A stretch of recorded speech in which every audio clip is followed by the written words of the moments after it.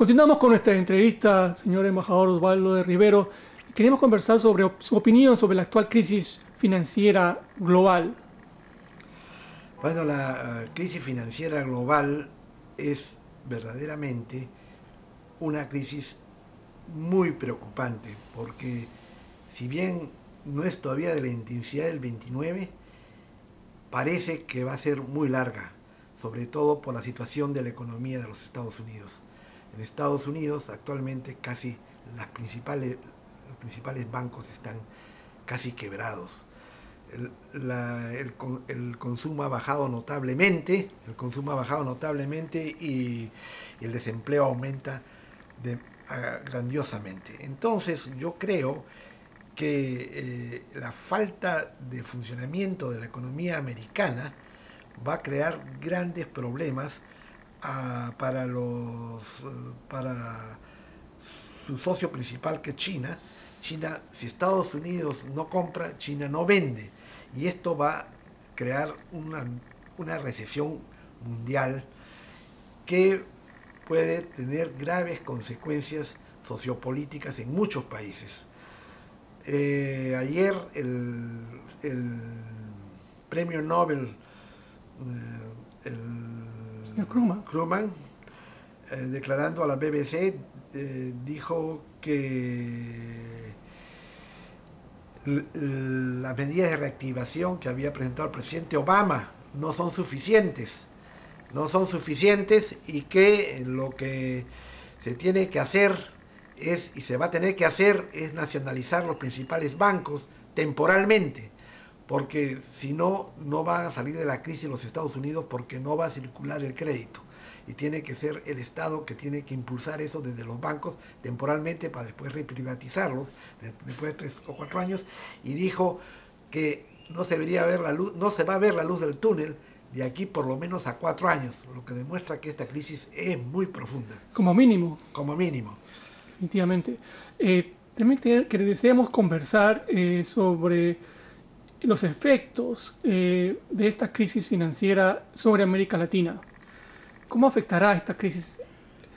Bueno, particularmente al Perú, ¿no? Bueno, esta crisis ya está afectando a América Latina y al Perú, ¿no? Porque lo afecta no tanto financieramente, porque la América Latina y particularmente el Perú no es un país que está insertado globalmente en las finanzas mundiales, pues no es Suiza, no es la Gran Bretaña, no es Alemania, no es el Japón, no es los Estados Unidos, pero sí está insertado a través del comercio de materias primas, que ya cayó y va a seguir cayendo, y con lo tanto el Perú va a entrar en un ciclo de bajo crecimiento y después tal vez de no crecimiento, no sé, pero de bajo crecimiento sí, debido a que la mayoría de nuestras exportaciones siguen siendo materias primas. Lo he dicho en el libro El mito del desarrollo, que hemos debido aprovechar para comenzar a diversificar nuestra exportación, pero sufriremos lo que hemos sufrido siempre, ciclos de recesión de la producción nacional, porque la mayoría de la población nacional es materias primas,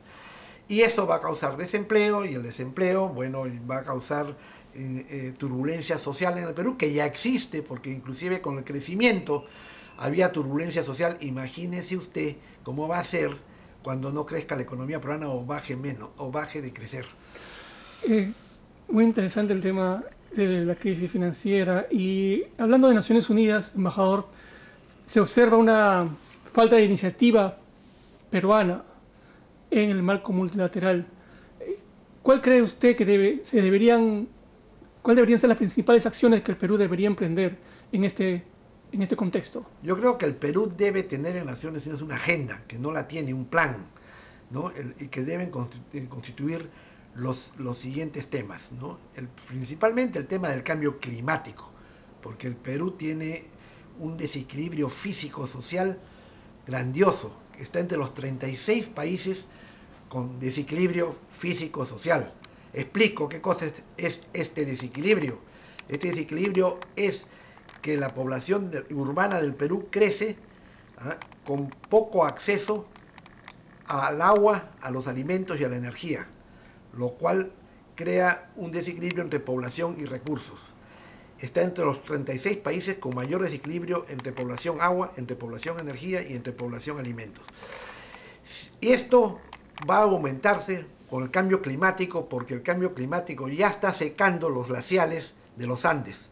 Si se secan los glaciales de los Andes, que se van a secar, unos consideran que en el año 2025 van a desaparecer, desaparece el agua en el Perú, desaparece para los ríos de la costa, desaparece para los ríos de la selva, es una catástrofe enorme. Entonces debemos nosotros trabajar muy intensamente en todo lo que es cambio climático en Naciones Unidas. Además, esto sin contar lo del niño, ¿no?, que va a ser más fuerte también por el cambio climático.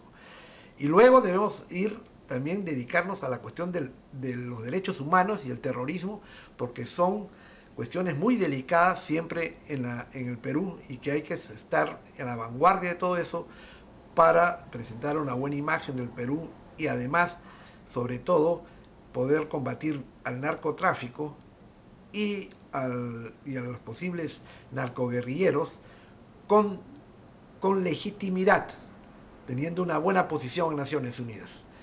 Finalmente, creo que otro tema importante es el problema de la migración, que en el contexto multilateral, que debe mantenerse constantemente a alto nivel, como lo hicimos con una conferencia de migración que propusimos nosotros y se llevó a cabo en Lima.